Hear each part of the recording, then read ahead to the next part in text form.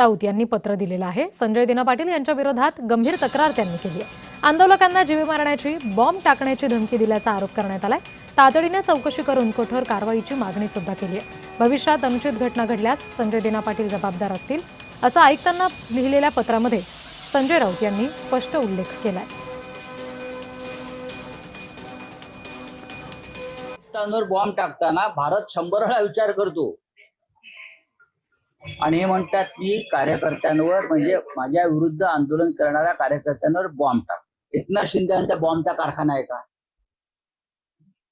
त्यांचा ड्रग्जचा कारखाना असल्याची मध्यंतरी बॉम्ब होती, ते ड्रग्जचा कारखाना साताऱ्यामध्ये पकडला आणि तोच पैसा राजकारणामध्ये होतो। बॉम्बचा कारखाना त्यांनी बनवून हे जे गद्दार खासदार आहेत त्यांना बॉम्ब दिलेत का घरात ठेवायला?